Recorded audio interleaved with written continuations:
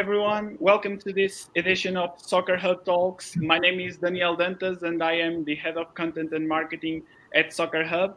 As you know, this is a live broadcast, so you will be able to ask questions to our guest speaker. Feel free to write those questions on the chat box, and I will try to select some and ask the speaker. Before we start, please introduce some information about yourselves on the chat box, such as the country you're based in, your job, and what kind of work do you do in soccer. Don't forget that Soccer Hub is now celebrating its fourth anniversary with a special 50% discount in all online courses covering diverse areas of expertise. We invite you to visit our website, check the catalog of online courses, and start saving. So today we have with us Jon Cotterill. Jon is a South American football expert, a TV commentator, and the author of the book Anatomy of a Football Scout. Jon Cotterill lives in São Paulo, in Brazil. He's covering South American football since 2002 and has worked for FIFA, the Brazilian Football Confederation, and the South American Football Confederation. His work has appeared in The Guardian, Telegraph, 442, and ESPN FC. He has been involved in player identification since 2013. So, hello, Jon. It is a pleasure to be here talking about football scouting and particularly about your recently published book. Thank you, Daniel. Very nice to be here. So, Jon, I will start with an absolutely inevitable question. How did the idea of publishing a book dedicated to football scouting, to the football scouting area, come about? You know, I really cannot remember the exact trigger. There was no kind of eureka moment, and there was no kind of apple dropping on their head. I've tried to reflect. I tried to remember what exactly motivated me to do the book, but I can't remember exactly what it was.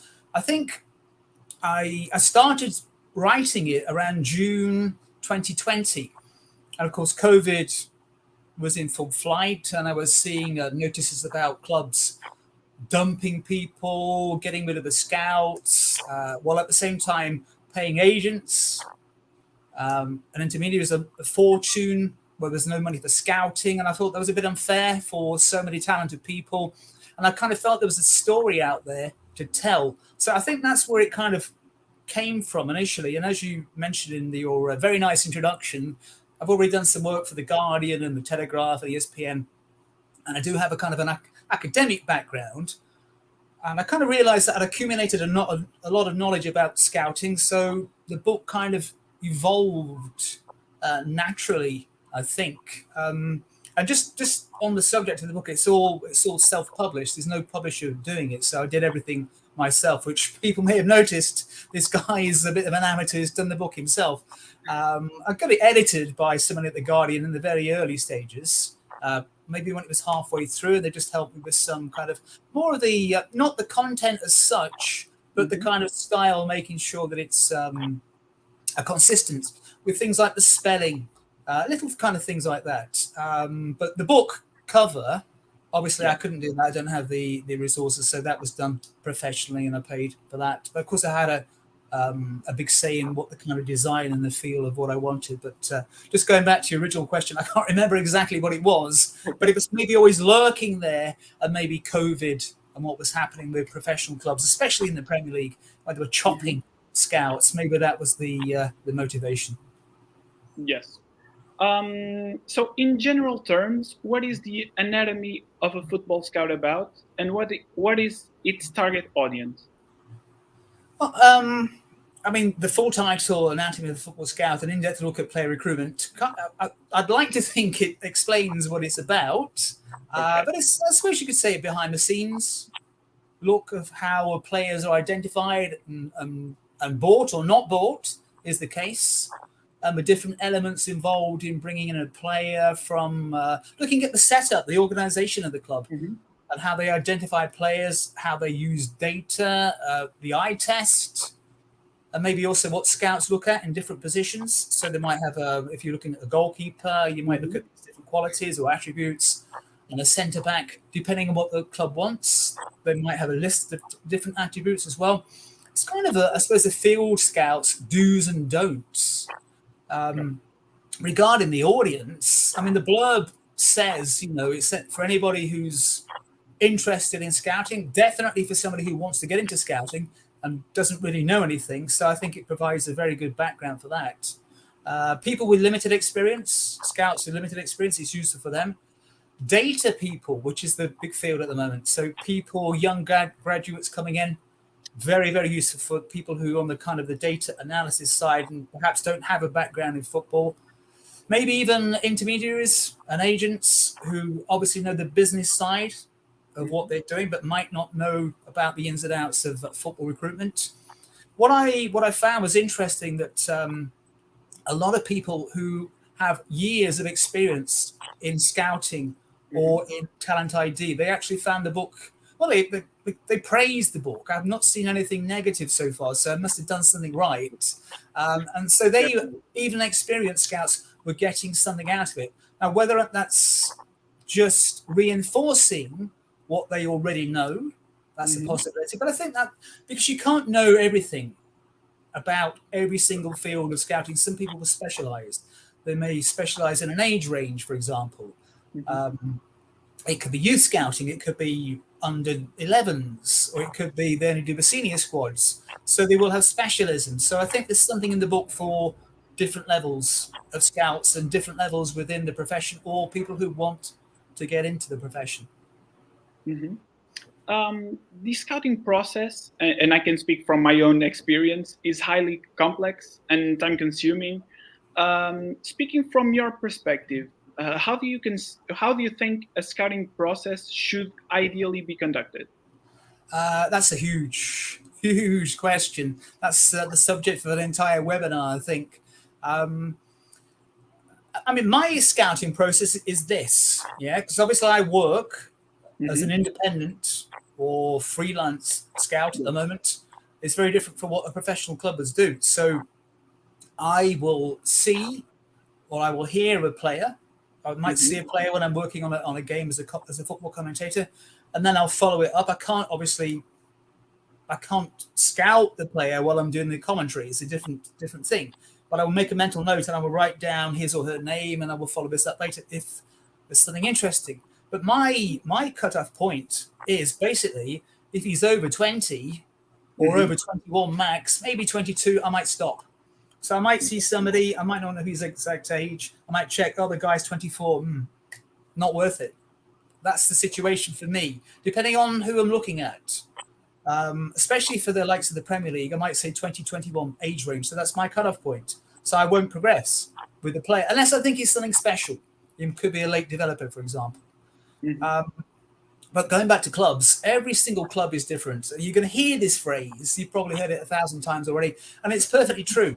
Even at the Premier League level, the way they operate is going to be different from any other club. If it's a small outfit, maybe non-league or maybe amateur or maybe a side which doesn't have a lot of money, they'd probably still be eyes on the pitch, maybe based on contacts and someone making a phone call. But even at that level, even down the pyramid, data, for example, is coming in, it's playing a bigger part. Yes. But definitely. So, I mean, from my idea of what will be a perfect way of doing things, not the only way, because clubs will do things differently and they will have a hybrid version of doing stuff.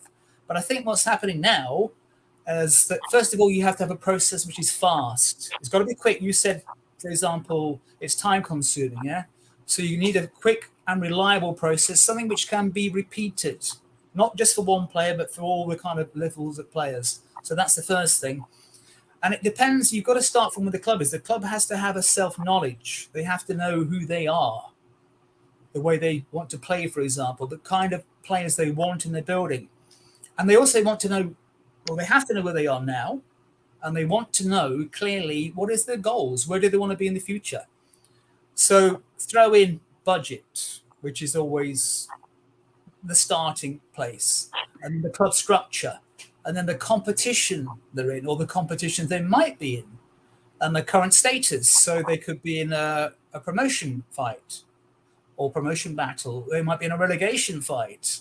If you're in a relegation fight, for example, let's talk about Newcastle. So Yeah. they're not thinking long term, they're thinking short term. And they've Yeah. brought in 3 or 4 players for a lot of money, which perhaps they might not have done had they had more time to think. So they were firefighting. Yes. Generally, what you want is a long term plan. And you've got to think about what might be happening at the end of the season. And also, maybe some clubs operate over 2 or 3 transfer windows. That's quite normal. I think for a big club, an organized club, the ideal situation is long-term planning. So you think about Cristiano Ronaldo at Man United. That is not long-term planning. So suddenly the player became available and someone thought, okay, let's get him, yeah? So now you've got a player and maybe Manchester United don't know exactly what to do with him. Maybe they don't really want him because it's costing them a fortune. They're struggling for him to fit in, yeah? So that will be an example of short-term planning. But it's Cristiano Ronaldo, so he's an exception, I think. Clubs will have to know what's in the building. So what they have now, who needs replacing, where they need to strengthen. Budget, as I mentioned. So it's those 2 things you start with. What have you got? How much have you got to spend? Then they have to decide on the player profile. What kind of player do they want? So if they want a centre-back who just heads the ball away, or do they want a ball-playing centre-back? They will have a whole list of different attributes they want. So that's the first thing. You can use data to narrow down a list. Now, Y Scout have about 400,000 players in a database, which is a lot of players, yeah? So if you're looking for a centre-back, I don't know how many centre-backs there's there, for example, but there's a lot. So you would have a data filter in a club. And a data filter would get you down from a very, very long list down to a shorter list. The shorter list might include things like age. It could be contract availability. It might be touches inside the opponent's area, clearing headers, all sorts of different ways to narrow down a big list to a short list. When you get down to the short list, you might then go to video scouting. So this is all helping the club, any kind of club, save money and time. In the old days, somebody would go out to a club. So they might travel 200 kilometers in a night and come back to watch some players. You don't have to do that now. You can sit in an office where I am, for example, and boom, boom, boom, boom, boom, I can see anybody all over the world. Yeah. And this Y Scout or Instat is available to anybody, any club. So it's leveled the playing field, which is very, very good. It's also made it harder because everybody can see all the same players. Yeah. So in the old days, the old finding the hidden gems, they've gone out the window because now everyone with a little bit of data analysis can find the same kind of players. So we got down to video scouting, and that will reduce the list even further. And then the clubs will have a small list for live scouting. So at that point, when they've got a list of maybe, I don't know, depending on the club, at the very least, they probably want to look at maybe 5 to 10 players because the player, your ideal player, your number one choice, might not be available. So you'll be sending out to maybe a handful of players, depending on the size of the club. So you do your live scouting, and if the player matches the data and the eye test, then there might be background checks. And depending on the level of the club, these background checks can be really, really in-depth. It's almost like a police check. I saw a webinar last weekend, and there's a specialist company, and the depth they go to is incredible. It's not just looking, okay, let's look at Instagram. Oh, yeah, he's done that. It's much deeper. The player's contacts, who they've had associations with, old accounts, Instagram accounts which don't exist anymore. The level of the investigations is very, very deep. But, of course, that will be elite level. Yeah. At a lower level, it might be who knows him, a coach who's worked with him or her, ex-players, that kind of thing. So when you've done all that, when you've identified the targets, when you're happy with the data and the eye test, then the contract offer might go to the first choice player. Then you might have to convince the player that your club is the right place to go to. So the player might agree the contracts. It might be the okay thing to do, but then the buying club will say, look, okay, this is our club. This is our player development path for you. This is what the city has to offer. These are the schools the city has got to offer. These are the facilities, all those kind of things. And then maybe after all of that, the player might say yes. They might say, or she might say, no thanks, ciao. And you start to play number 2 or 3. So that's it in a nutshell. There's a lot of things there, but that might be the ideal situation, depending on the club. Mhm. John, we have received a question from Olof, um, who is asking, do you see cultural differences in scouting? Um, that's a good question, actually. I suppose it depends what you mean by cultural difference. The way some, well, I think everything is down to budget. Hmm. Everything is down to budget and how clubs want to use the money they have. So some clubs will have access to a lot more data. And the data might include, for example, the physical data, Hmm. which is a different level of finance. So how fast a player is, that kind of data is not always available on things like Y Scout, which is a bit more accessible. Um, there's still, of course, the old-fashioned scouting, which will always exist when somebody or some bodies have to go and watch the player to do the eye test, because the data might say one thing and the eye test might say another thing. So you have to try and find a way of matching the two. Um, but in terms of culture, I think it might be, for example, what a scout is conditioned to look for by his or her club.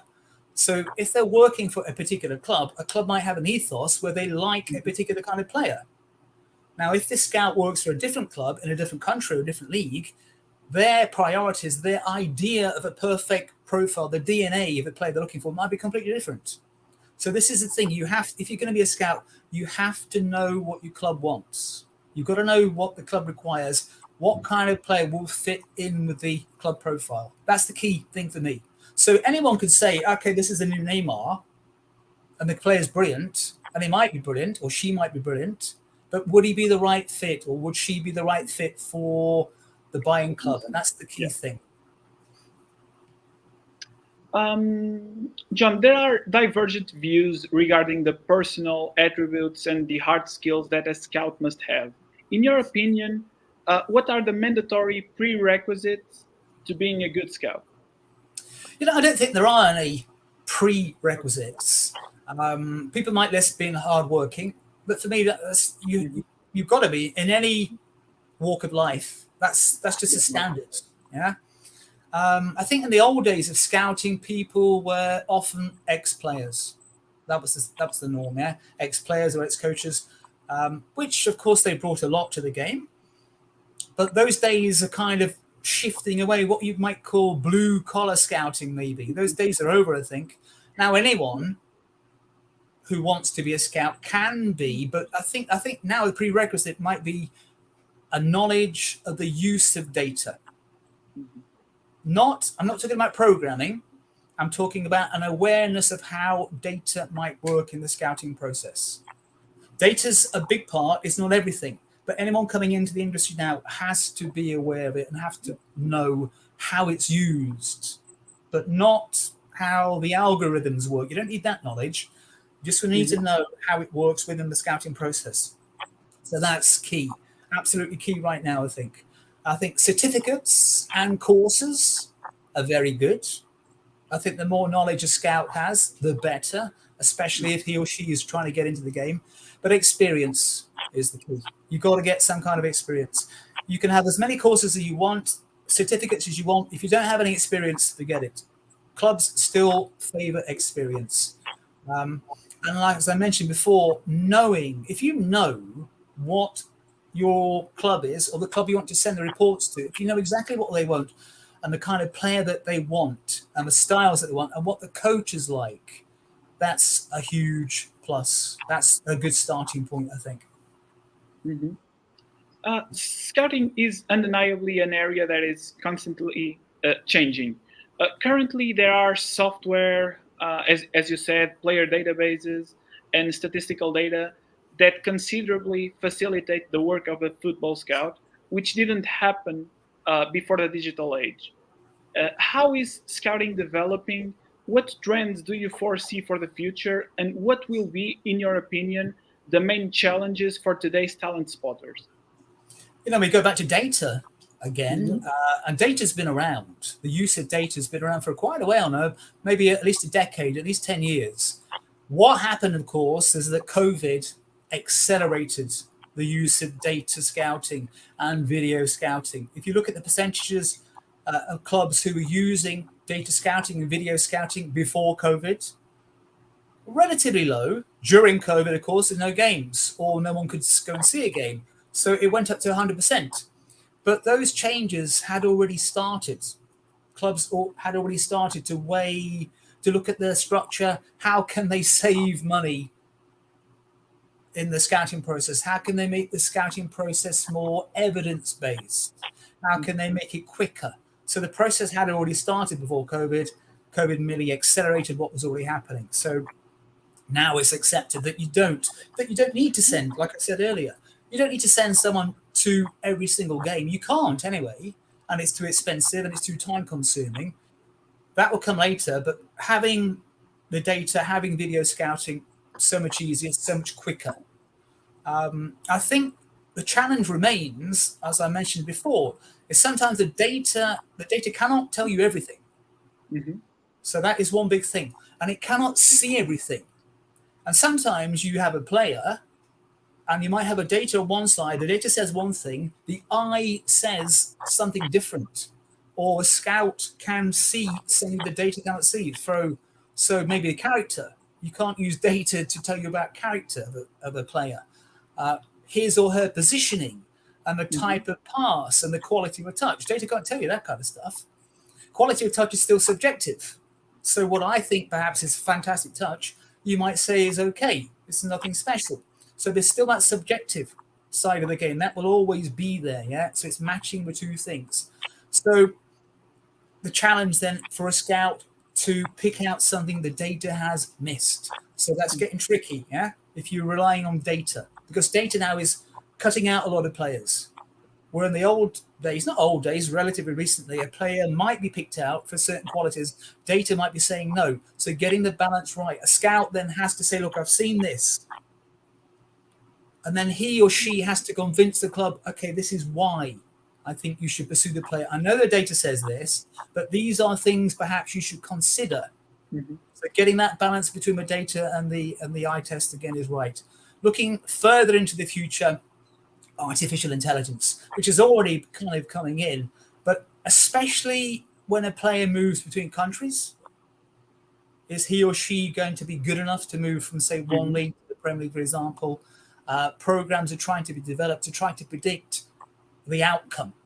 So between countries in particular, because it's very, very hard, you might see a player who's fantastic in one league or one country, looks like he or she can make the move, and then they end up in a higher league, especially if it's a higher league, and it doesn't work out. So trying to predict how a player will function in a different league or different country, that's where AI, artificial intelligence, will come in. No one's been able to do it yet effectively. There are certain programs which say, we can predict, and it will give you an idea, but there's just so many factors which come into play. A player it's like a film, like a Hollywood film. Yeah. So somebody launches a film, it's got every single ingredient to be a success. If you look at the formula, and it's a complete flop. To some extent, footballers are the same thing. They've got everything you want, and for some reason, it doesn't work. Jon, we are having also a question from Romana. She says, as a parent of youth players, what is important for us to know? Should we be researching and learning about different scouts and communicating with them? I think what you should be doing is perhaps looking at what scouts might look for in a player. So that's a good starting point. So what is a scout at that level? Don't forget, different scouts at different levels will be looking at different things, yeah? So look at what the scout might be looking for in the player's position, because in different positions, they might be looking for different things. At a young level, it's inevitable that physical factors will come in. Now, maybe the player is an early developer, so he or she will have certain physical characteristics which might help. However, in the future, when other players catch them up physically, maturely, and also mentally, the maturity levels as well become the same. That's when it gets a bit tricky. So it's that balance again between the physical attributes, the physical development, early or late developments, early or late maturers, and also the cognitive side of the game as well. But find out what scouts want to look for. I wouldn't necessarily contact a scout because that's not going to really help. Find out what they want. Develop the techniques of the player. Find out what his or her weaknesses are. Try to develop them, but also work on the strengths. Yeah? Some people want to see the positives of the player. So if the player has what they might call a superpower, yeah, then work on that superpower. Make that player stand out in that particular skill, and then with time, perhaps he or she can develop the weaker side of his or her game. So that's what I would look for. What the scouts look for in that kind of position: work on the super strengths, and also perhaps, I know that nowadays height and body build isn't quite as important as it was in the Premier League when players, Harry Kane, for example, was deemed not to be strong enough, not to be big enough in his early days. And he was rejected by a number of clubs, I think. So it's becoming a little less important. So technique's important, but being robust, being able to stand a knock, get back on the feet, show the tenacity and determination, because that will go a long way. Tenacity and determination to succeed. That's really, really important. So a player's got to be dedicated, really dedicated. And of course, the parents can help with the player's journey. Do what they can for the player to help the player as well. Thank you, John. Besides being a commentator, you have been involved in player talent identification for approximately 10 years, I think. Recently, you have flagged many football players to Premier League clubs. We have the examples of Bruno Guimarães, who was undoubtedly one of the outstanding midfielders in Ligue 1 in France, and performed an unexpected, quite an unexpected move, I would say, from Olympique Lyon to Newcastle in the latest winter transfer window.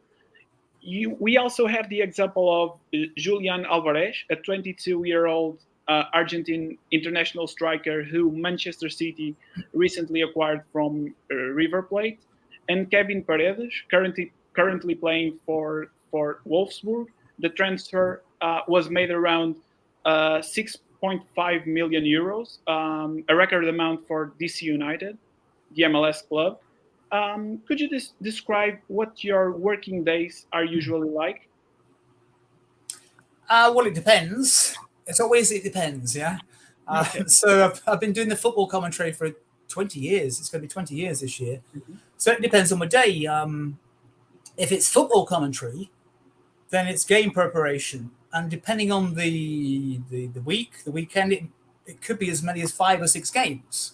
So it might be 2 games in one day. So game prep takes up a lot of time. And it also depends if I'm going to be the play-by-play commentator, which is what I normally am. Sometimes I do the color for La Liga Argentina, which I quite enjoy. It's quite nice doing that. So it goes back to how I got into scouting, really, because I saw a lot of games. So I see a lot of games and I see a lot of players, and that gives me a good idea what's going on, especially in Brazil and Argentina, sometimes in the Libertadores. So I can do a lot of games and I can see a lot of players, and I make a note of someone who catches the eye, put it that way. But I can't scout them. Like I said before, when I'm doing the game, and I'll look at the players to scout later on. If it's a day when I'm not working on a football match, then I have time to work on player reports, so to go back to find some information about a player. I have kind of a big watch list, so I might see somebody playing at a lower level and I want to wait until I see him or her playing at a higher level. I follow up things. I might ask people about information, and then it might be a report, and eventually I compile a report, and a report goes out to different clubs. So it really depends on the day. In 2002, you started following South American football, which is a very vast market whose continental governing body, the South American Football Confederation, includes 10 football associations such as Argentina, Bolivia, Brazil, Colombia, etc. Um, how would you describe these championships, and which league provides the most favorable conditions, in your opinion, for players to develop and pursue their careers in Europe? Um, okay, so you mentioned there's a lot of leagues there. There's a lot of football going on in South America. I, I cannot cover every single thing. It's a kind of I've heard this kind of question before, um, and it's kind of a very Eurocentric view of South America with respect, Okay. because I think anyone who's been here would know just how big South America is and how many leagues there are. I mean, what I always found is I always find that the idea of being a South American expert it's a little bit weird, because if a scout was based in France, for example, nobody would ask the scout about his or her opinion of Spanish football or Portuguese football or what's going on in Latvia. Yeah. But when you're kind of based in South America, it's like, oh, yeah, okay, so I'm in Brazil. And then someone will say to me, okay, well, what about Ecuador? Yeah. What's going on? Or in Colombia? So, I mean, to give you an idea of the distance, I live in Sao Paulo. So Bogota is 4,300 kilometers. That's 2,600 miles away from I am. So I might get people asking me about, oh, yeah, tell me about this club over there. Tell me about this player in Colombia. You can't do it. And there's no reason why one scout should have all these 10 countries to cover, because it's impossible. Distance-wise, time-wise, can you imagine trying to cover 10 football leagues? Impossible. And also to have the in-depth knowledge is just no way. You can focus, which is what I do, on particular countries. Because let's take the Premier League. With Brexit, it's become so much easier for a Premier League club or a Championship side now to sign a Brazilian player, or they could sign an Argentine player, because there's a new ruling, I think you mentioned it there, the GBE, the governing body endorsement, which is a points-based system. Now, Brazil and Argentina, the leagues are in band 3. And band 3 makes it easier to accumulate points to get the 15 points required for a work permit in the UK. It's much easier than it was before. Whereas other leagues, like in Venezuela or even Colombia, they're in lower bands. The lower bands means fewer points. So I focus on Brazil because I live here, so I know the culture, and I'm next door to Argentina, I see a lot of their games. So they're the focus points because clubs can get a work permit for them much easier. The Libertadores counts, especially when a team progresses into the latter stages or wins it. It's a whole load of points. It makes life easier. So there's no point in looking at Ecuador league football because the chances of someone signing them are remote. At international level, it's a bit different, even under 21 levels. It's different, of course, in the competition. So you can look at those younger players, and there's a chance of getting more points because they played at international level. So there's just so much going on. So you really have to focus. I can find out things about particular players, of course, but it's just impossible to cover every single league and every single player because it's huge. I mean, even in Brazil alone, from Porto Alegre in the south to Fortaleza, it's over 3,000 kilometers. That's 2,000 miles. So that is the distance within Brazil. And that's well within the Brazilian borders. And if you travel 2,000 kilometers, if you live in Europe, how far do you get? I can guarantee you're in 2, 3, 4 countries away from your point of origin. So there's all those kind of things which happen, I think. So John, as you said, you currently are living in São Paulo, and we all agree that Brazil is a real hotbed of natural or raw talent, let's say, with an abundance of technically gifted players.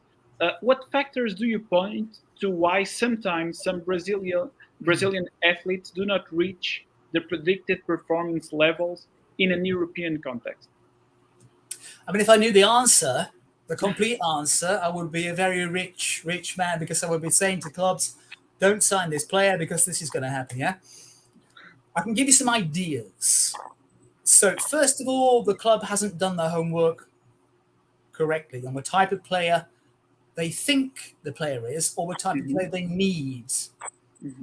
There's a possibility, of course. People always do due diligence nowadays, but there's always a chance that the homework hasn't been done properly. The process Yeah, has you're right. failed in some way. Maybe they want to use the player in a different way to what he's used to or what she's used to. That's another factor. Maybe they haven't watched the player over a long enough period. Now, sometimes clubs have to act quickly. If they don't act quickly, they lose the chance of signing the player. But if you're watching a player over a longer period, you get a much better idea of what the player is really about. Now, some clubs can do that, some clubs can't do that. And as I said, sometimes there's an opportunity. And if you wait too long because suddenly the player's doing fantastic things and showing his or her potential, something which they showed early on, and it's gone. The chance is gone. So you always, whoever you sign is a risk. Whatever work you do, it's a risk. You can spend years looking at a player. It's still a risk. You will never, ever cut out the risk element. There are things you can do, and clubs do, but whatever player you sign, even if he looks like the perfect fit, something might go wrong. So looking at a player over a long period, perhaps the player, the young players especially, perhaps he or she has peaked. Perhaps that's their limit. They're not going to get any better than they already know. So that's one big problem. Coaching changes. So a coach at a club may have gone. And then the player who comes in is not what the new coach wants or needs. The style is different. That's another factor. We've mentioned this before as well, but difference between the competitions and moving to a different country. Mm-hmm. It is so hard. It really is so difficult to predict how a player will do when he or she steps up. This is where an experienced scout can come in, yeah? So the experienced scout at a club will know what is required physically and mentally for a player to be successful. So you have all the data, and then the eye scout, the old field scouts will say, right, this is what we need. This is the DNA, this is the character, this is the physical characteristics to be successful with our club. So the scout, that kind of scout will really, really help. They have to know the business. You might be buying players as well, players who have potential as an investment player, somebody who may not have peaked, but that might be it. So you get in early. This is the risk, as I said. You get in early, you buy a potential, you get it on the cheap, but it might not work out. So it's always a risk. It's always a gamble. I think a big factor is culture shock. So imagine you take a player, a Brazilian player, a young Brazilian player, teenager. You take him or her away from his family or their family. You dump them into another country. You dump them into another culture. Perhaps they don't have the language skills. Perhaps they've never left Brazil, for example, away from the family and friends. Those factors are really, really important. It's also important for a club, the buying club. They have to have the right kind of structure to help the player in their new environment. If a club doesn't have any experience in dealing with Brazilians or Argentines, or they don't have anyone who speaks the same language, they're going to have problems. And a new player coming in, obviously, if they go to the Premier League, they're going to be relatively wealthy, I imagine. So there's going to be all those kind of distractions off the pitch, having to deal with fame, having to deal with all this new environment. Sometimes they can't deal with it. Sometimes they just want to go home. It's that human factor, which is the real hard part about scouting, the human factor. So a player might have all the physical characteristics, might have the technique, but the human factor is often where it falls down. And the player needs to have the mental strength and the ambition to succeed. So he or she might have all the techniques and all the physicality, but they've got to have that mental side. It's really important, especially at elite levels. I think sometimes here in Brazil in particular, you've got a lot of gifted players, technically gifted players who could do well in Europe, but perhaps, they're here, they're in their own environment, they're getting very well paid, star status, and the level of football is relatively easy. So they have more time on the ball. And the referees will blow the whistle every time they get touched. They get a lot of free kicks. If they were to move to Europe, and if they were to move to the Premier League, they're out of the comfort zone. They don't have that kind of protection. They've got to really, really work hard. So there are some players who don't want that, really. So that is a factor. The mental side of the game is really, really important. But judging character and personality that's another aspect of scouting, which is so hard because you're not having an interview. It's not as if you were sending somebody for a highly powered job and then you're able to sit him or her down and have a proper chat and maybe do some kind of psychological test. You can't do all that. Only when you've got the player in the building are you really going to learn about the character. And of course, then it's too late. You've already spent the money. Yeah, definitely. John, to finish, I take the opportunity to ask another question regarding Brazilian football. So, four Brazilian football players have already won the Ballon d'Or: Ronaldo, Rivaldo, Ronaldinho Gaúcho, and Kaká. But the last Brazilian winner of the award given by France Football was 15 years ago. What does the country need to have? What does the country need to have a new football superstar idolized worldwide, in your opinion? That's another good question, isn't it? I mean, Brazil haven't won a World Cup since 2002, so that's been a while as well. I think everything is phases. So it's all phases. So you mentioned all those great players who were winning the Ballon d'Or in that particular kind of time zone. I think Neymar was always the great hope for such a long time. It still is a great hope, of course. He's only 30. He's still got time. Maybe Vinicius Jr., 21, perhaps. He's the great hope right now. Yeah. But I think it's just a question of being at the right club at the right time. So the players you mentioned, all technically brilliant, of course, but were playing for the right club in a successful phase on the whole. And also it depends on the competition. Who else is around? The quality of the competition. So in recent years, you've got Cristiano Ronaldo, Messi, Lewandowski. I mean, if you're up against talent like that, you're going to have a big problem. You have to be something really, really special. And then there's Mo Salah, and there's De Bruyne, and then Haaland, Mbappe. So you've got a lot of quality, especially now. So you have to be something really, really outstanding if you're going to take, the title from one of those kind of players. And I think also it is a fact that the world in general has caught up with the technicians in South America. So you go back 10, 15 years, it was all South American players, all the technique. And now you can go to any major league and any major strong country, and they will have their own technicians. So Brazil and Argentina and Uruguay, they've all been caught up. And also the physicality has improved elsewhere as well. I'm not saying that Brazilian players are not physical. Of course, they're physical. Think about Richarlison. So there's all these factors. Where the Brazilian players playing, the period of the club they're at, the competition, other countries improving. But, we're talking about Brazil, and we know one day Brazil will win the World Cup again, maybe this year. And it's clear as well that another Brazilian player will be voted the world's best player. So it's not over for Brazil by a long, long way. One day they'll be bathing in glory again.